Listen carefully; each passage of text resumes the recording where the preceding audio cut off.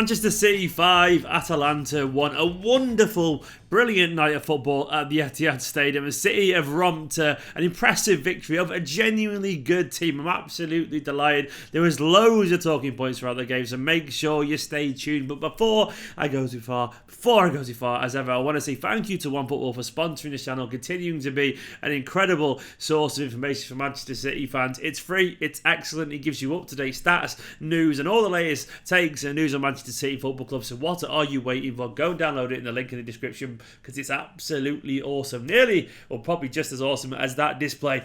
Oh, that was good, wasn't it? That was a good, entertaining game of football with absolutely loads to take from it. The standout, obviously, Raheem Sterling. That man is absolutely world-class. Somehow he's seemingly gone up a level yet again. We also saw a great cameo from Phil Foden. Not cameo, just a great performance from Phil Foden and loads of other stuff to talk about. So I'll go into it in more detail. I'll talk about all the players individually. I'll talk about the first half, second half, and the overview and all that kind of stuff. And I'm going to talk initially about that team. It was a very interesting lineup from Guardiola. No one expected to see, I think, again, Fernandinho and Rodri at centre-back. Kyle Walker came in at right-back. Mendy played his second game in the week, which was a big step for him, given his injuries. Then we saw Phil Foden was the headline there, alongside Kevin De Bruyne, ahead of Ilkay Gundogan in the number 6 role. And then we saw Raheem Sterling, Riyad Mahrez back into the team, and Sergio Aguero as well back into the team through the middle. It was a good kind of, like, an interesting lineup, an exciting lineup, a creative lineup. I wanted to see Cancelo again, but I understood the Walker thing, given his recent, given the fact that Cancelo played at the weekend, and Guardiola does obviously rate Walker, but Foden was obviously the big takeaway. This was a game against a team that are genuinely doing well in Italy over again. Yeah, they've not really taken to the Champions League so far with any particular grace. They've genuinely been like a brick into water. That bad. They've sunk really badly so far in this competition, but they're still an excellent team in Italy, and there was nothing to say that they couldn't have caused us plenty of trouble tonight. And do you know what? In the first half, they did actually cause a bit of trouble. They obviously went ahead 1-0 after City started pretty sloppily, if we're being honest. There's a few misplaced passes. Mendy could have been sent off very early on from a rash challenge. It kind of like, we were just a little bit kind of confused with the shape. Rodri was really ahead of Fernandinho. We were playing like one centre-back at times. It was really confusing. There's a few sloppy passes. Many players, including Walker, had a bit of a drunk start, if we're being totally honest. But then we did tick into life, really. We were pretty good. Like Sterling nearly set up Aguero early on, which was a theme throughout the game, really, with a great cross after a nice little 1-2 with Phil Foden. Aguero firing just wide, and then also Phil Foden did an incredible bit of skill in the first half where he took the player on the byline, pelted back to Aguero, who fired wide once again. And typically after that, after we found the rim, they went 1-0 ahead. It was a silly kind of penalty to give away from Fernandinho. A little bit soft, but it probably was just a penalty. Though the play kind of ran into Fernandinho. He knew what he was doing, and Fernandinho was a little bit naive. It was like he was playing a tactical foul, but forgot we were in the area or something like that. Either way, they went 1-0 up from a penalty. Good finish. But City's response was absolutely excellent. We were just about probably the better team before that, and we got our rhythm back pretty early. Sterling, easily the game's standout player, found Aguero beautifully with a kind of chipped through ball. His passing is getting better and better as well, and it was an easy tapping for Aguero. And then after that, you're Sterling once again with a kind of darting, dribbling, diagonal run. They basically invited a challenge. He went down for a penalty. The correct decision, not even that, not like an overly, it was a relatively soft penalty, but it was definitely a penalty. Soft in terms of it was a clumsy challenge. And Aguero got up to the ball, and he didn't get up. He was never on the floor. What am I on about? Aguero basically picked up the ball and fired home for 2-1 at half time. It was a genuinely good performance in that first half after going behind. I really like the reaction from the team, and even though it took a little bit of time to get going, that sometimes happens when we play the way we do. We play a system that is so kind of like reliant on this kind of rhythm that if you've got a few players that have changed, it can take a while to get going. So you always have to kind of give it 20 minutes to get going. And I think eventually we did, even without that goal. Second half, it was all Manchester City, really. Ederson started off in sublime form in that second half, pinging long balls to our forwards absolutely perfectly. What a freak of nature that man is. The third goal was beautiful. It was like absolutely great play from Morris to step inside and free Kevin De Bruyne down the right. He found Phil Foden, who had the spatial awareness to set up Raheem Sterling for his first goal of the game. It was a lovely, lovely little move, a beautiful flowing move. Manchester City at their very finest. The fourth was a great Gundogan ball, which basically the ball kind of came loose after some good play once again. Good interplay between Foden and Gundogan. Gundogan with a delightful through ball. Sterling so composed, cut inside the defender and fired home. And eventually, either side of Otamendi coming on. So we had two centre-backs on the pitch at one point, which is absolutely crazy. We did get the fifth. Aguero nearly scored initially from a Foden pass after he kind of scooped it over to him, but the ball eventually worked his way out to Mahrez, who it was like almost like an identical kind of copy of Aguero's first goal, but this time it was Mahrez over to Sterling instead of Sterling over to Aguero, but Sterling got his hat-trick inside 11 minutes. It should have been 6 as well. Sterling should have got his fourth after a wonderful Foden through ball. Sterling one-on-one, the keeper put it just wide.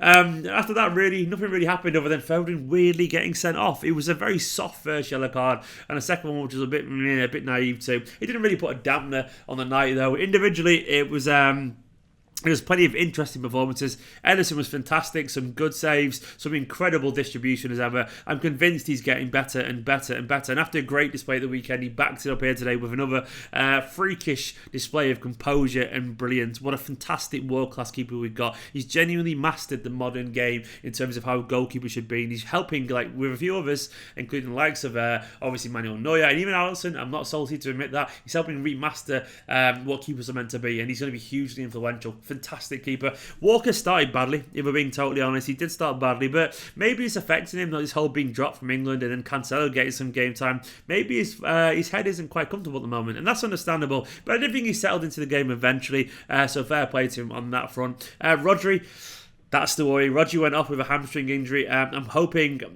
hugely hoping it's just a pull, that he's going to be out for a week or so. But we are Manchester Injury FC really at the moment, aren't we, unfortunately? He looked okay before that, but Stones came on and looked pretty solid, really. It's good to see Stones back playing. I'm sure we'll see plenty of him, given we've got no choice now, really, unfortunately. Fernandinho, penalty aside, I thought was pretty solid, really. That was a soft penalty. It's the kind of thing you can get away with midfield, but not a centre-back. It was a little bit silly from him, I'm sure Guardiola mentioned that. There's also a gap every now and then between him and Mendy. It was a little bit too big. That's a coordination thing, and it's also a result of how we play with Mendy pulled so far wide and so far forward. They need to find that balance of when to go forward and when to pull close a little bit better. I'm sure Guardiola will fix that, though. Mendy himself, he did get the ball away a couple of times, and maybe a bit too sloppily, and it did kind of lead to the penalty, really. But one thing I've noticed about Mendy is that his physicality is coming back. He's bombarding forward pretty well. He's getting more comfortable in his own skin and his body. It wasn't a great performance, but it is great to see that he's trusting his body even more. I don't think we can really judge him until he gets like 10 solid games in a row or something like that. A long run of games, because he does need it. He needs a load of time to get back to his best, given how long he's been out for. And I think the signs are encouraging. I do think he improves us in the team when he is there. He's a good player. He